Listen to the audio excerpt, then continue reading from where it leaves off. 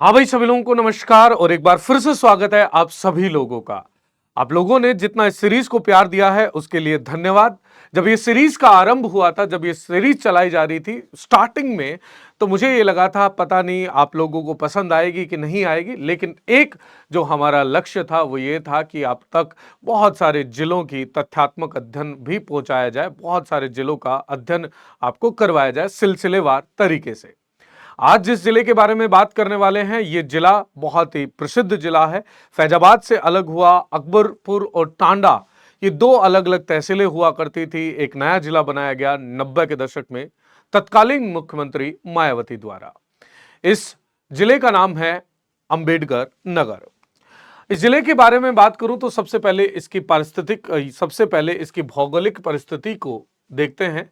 तो भौगोलिक परिस्थिति इसकी इस तरीके से दिखाई देती है। इसके इधर यहाँ फैजाबाद दिखाई देगा आपको, ये फैजाबाद इधर दिखाई देगा। और राष्ट्र कोई भी ये राज्य किसी भी राज्य से सीमा साझा नहीं करता, ये बीच में है, आपको दिख रहा होगा। बाकी जिले चारों तरफ है। अंबेडकर नगर की अगर मैं बात करूं तो उत्तर प्रदेश के अयोध्या फैजाबाद संभाग का एक जिला है। फैजाबाद संभाग जो अयोध्या है वो एक जिला, उसमें से अलग करा गया एक जिला है जो कि सरयू नदी के तट पर है। सरयू नदी यहाँ से बहती है, इस जिले से होकर बहती है और इस जिले में होकर बहती है, और बहुत सारी चीज़ें वहाँ पर आपको देखने को मिलेंगी। जब हम पारिस्थितिक तंत्र की बात करेंगे, जब इकोलॉजी और एनवायरनमेंट की बात करेंगे, तो यहाँ पर हम झीलों के बारे में पढ़ेंगे। ये वो जिला है जो बहुत ही फेमस रहा, एक व्यक्तित्व यहाँ पर बहुत ही प्रभावशाली रहा, जिनका नाम है डॉक्टर राम मनोहर लोहिया साहब। उनकी जन्मस्थली के नाम से भी जाना जाता है। यह जिला 29 सितंबर 1995 को बनाया गया। यह जिला 19 सितंबर 1995 को बनाया गया और उस दौरान तत्कालीन मुख्यमंत्री थी मायावती जी। तो डॉक्टर भीमराव अंबेडकर साहब के जन्मदिवस के उपलक्ष्य में इस जिले का नाम रखा गया अंबेडकर नगर। इसका नाम डॉक्टर भीमराव अंबेडकर की याद में रखा गया, जिन्होंने वंचित वर्ग और महिलाओं और समाज के अन्य कमजोर वर्गों के उत्थान के लिए काम किया। डॉक्टर भीमराव अंबेडकर साहब के काम योगदान के लिए बहुत ज़्यादा समय लग सकता है बताने में, क्योंकि बहुत सारा योगदान है, आप इस बात से भली भांति परिचित है। खैर, इस जिले का नाम उन्हीं के नाम पर रखा गया। अगर कुल क्षेत्रफल की मैं बात करूं तो 2350 स्क्वायर किलोमीटर है। टेम्परेचर, अधिकतम तापमान यहां पर 31 डिग्री से लेकर 42 डिग्री टेम्परेचर है। आपने देखा होगा इसकी ज्योग्राफिकल लोकेशन, भौगोलिक परिस्थिति में हमने आपको बताया कि यह जिला बीच में स्थित है। न्यूनतम है 1 डिग्री सेल्सियस से लेकर 12 degree Celsius. Average rainfall 812.5 mm यहां पर होता है। मुख्य नदी जो यहां से होकर गुजरती है वो सरयू नदी है। अगर मैं उत्तर की बात करूं, अब बात कर लेते हैं बाउंड्रीज की।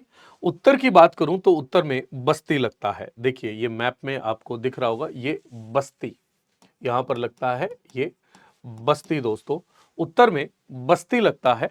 दक्षिण में नीचे की तरफ आजमगढ़ लगेगा, पूर्व में आजमगढ़ लगेगा और पश्चिम में सुल्तानपुर। याद रखिएगा, उत्तरी सीमा बस्ती से, दक्षिणी सीमा आजमगढ़ से, पूर्वी सीमा आजमगढ़ और पश्चिमी सीमा सुल्तानपुर से। ऐतिहासिक पृष्ठभूमि एक बार नजर डाल लेते हैं। इस जिले के निर्माण से पहले यह क्षेत्र अयोध्या यानी कि फैजाबाद का हिस्सा हुआ करता था। इसी बीच 22 जून 1989 को तत्कालीन मुख्यमंत्री ने लोगों की मांग को देखते हुए अकबरपुर के कुछ हिस्से को विभाजित कर जलालपुर तहसील बना दिया था। आगे जनता की मांग को देखते हुए 7 सितंबर 1995 को यह जिला बनाया गया। 29 सितंबर 1995 को इसकी संकल्पना की गई और 7 दिसंबर 1995 को यह पूर्णतया जिला बना दिया गया।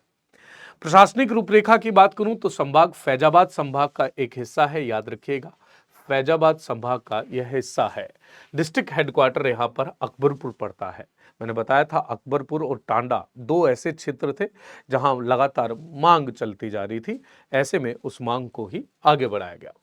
लोकसभा सीटों की बात करूं तो लोकसभा सीट यहां पर अंबेडकर नगर से एक है। और यदि मैं बात करूं यहां पर विधानसभा सीटों की, तो विधानसभा सीटें यहां पर 5 है। 5 विधानसभा सीटें, लोकसभा सीट एक है।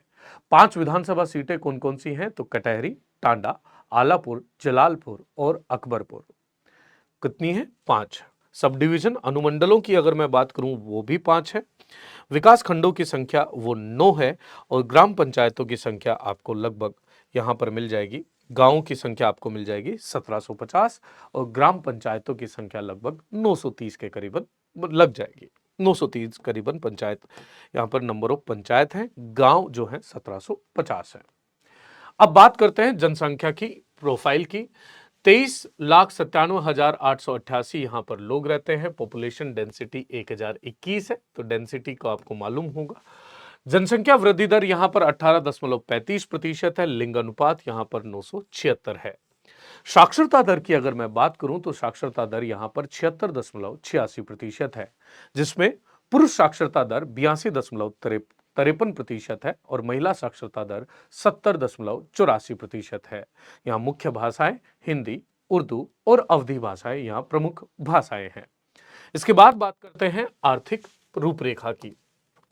यदि पर कैपिटा इनकम यानी कि प्रति व्यक्ति आय, यानी कि एवरेज इनकम, जो टोटल इनकम होती है उसे डिवाइड कर दिया जाता है कुल संख्या से, ऐसे में एवरेज निकल आता है, यानी कि प्रति व्यक्ति आय।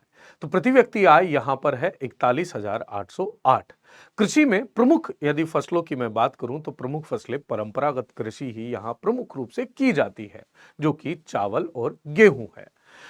खरीफ के दौरान फसल यहां पर प्रमुख रूप से धान है, रबी के दौरान गेहूं है, खरीफ के दौरान छोटे क्षेत्रों में बाजरा, मक्का और ज्वार भी बोया जाता है। दाल और तिलहन भी यहां पर है। उद्योगों की बात करते हैं अब। उद्योगों में अगर मैं बात करूं तो जिले की प्रमुख आर्थिक गतिविधि कृषि आधारित है। यहां पर आपको लघु और छोटे उद्योग यहां पर बहुत सारे देखने को मिल जाते हैं। बिजली हथकरघे के लिए ये जाना जाता है, याद रखिएगा। आपसे पूछ लिया जाए तो याद रखिएगा, प्रमुख रूप से इस जिले की पहचान हथकरघा उद्योग है। एनटीपीसी से संबंधित एक थर्मल पावर प्लांट भी यहां पर स्थित है। एनटीपीसी आपको पता ही होगा, नेशनल थर्मल पावर कॉर्पोरेशन, उसका भी एक यहां पर थर्मल पावर प्लांट स्थित है। कहां पर दोस्तों? हम बात कर रहे हैं आज अंबेडकर नगर की। अगर परिवहन की मैं बात करूं तो यहां पर राष्ट्रीय राजमार्ग 233 भारत में एक राष्ट्रीय राजमार्ग है, जो आजमगढ़ के मध्य से वाराणसी उत्तर प्रदेश को लुम्बिनी नेपाल से जोड़ता है। बहुत ही महत्वपूर्ण तथ्य हो जाता है, लुम्बिनी से जोड़ने वाला राष्ट्रीय राजमार्ग 233 यहीं से होकर गुजरता है। रेलवे की अगर मैं बात करूं तो अंबेडकर नगर को अकबरपुर रेलवे स्टेशन के रूप में जाना जाता है, क्योंकि अंबेडकर नगर का डिस्ट्रिक्ट हेडक्वार्टर की अगर मैं बात करूं, जिला मुख्यालय की अगर बात करें तो यहां पर जिला मुख्यालय आपको अकबरपुर ही देखने को मिलता है। जिला मुख्यालय यहां पर क्या है? जिला मुख्यालय यहां पर आपको अकबरपुर देखने को मिलता है।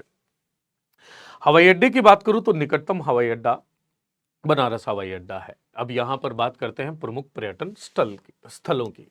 तो यहां पर गोविंद साहिब धाम आपको देखने को मिलता है।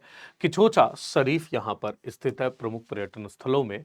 और यहां की अगर प्रमुख व्यक्तित्व की मैं बात करूं कि यहां के फेमस पर्सनैलिटीज कौन हैं, तो सबसे प्रमुख रूप से नाम आ जाता है राम मनोहर लोहिया साहब का। राम मनोहर लोहिया साहब की जन्मस्थली है। इसके अलावा अनवर जलालपुरी भी यहीं पर है। अनवर जलालपुरी साहब के बारे में आपको पता ही होगा। अब आ जाते हैं सवालों पर। सवाल है, अंबेडकर नगर जिला किस संभाग का अंग है या किस संभाग का हिस्सा है? हमें पता है यह फैजाबाद अयोध्या का हिस्सा है, फैजाबाद संभाग का ही एक हिस्सा है और यहां से भी सरयू नदी गुजरती है।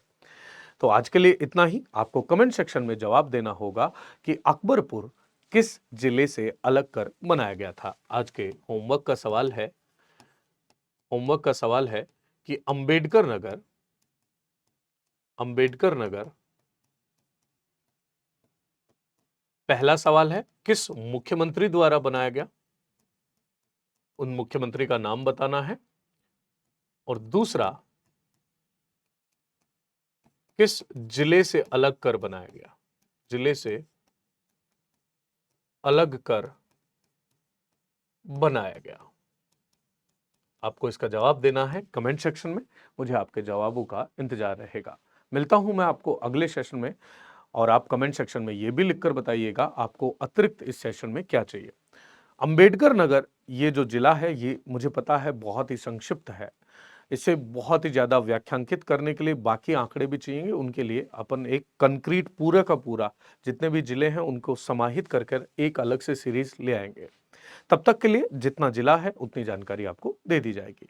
इसके अलावा कमेंट सेक्शन में लिखकर बताना ये सेशन आपको कैसा लगता है और अगला जिला कौन सा होना चाहिए। मिलता हूं आपको अगले सेशन में, तब तक के लिए ख्याल रखें, ध्यान रखें। जय हिंद, जय भारत।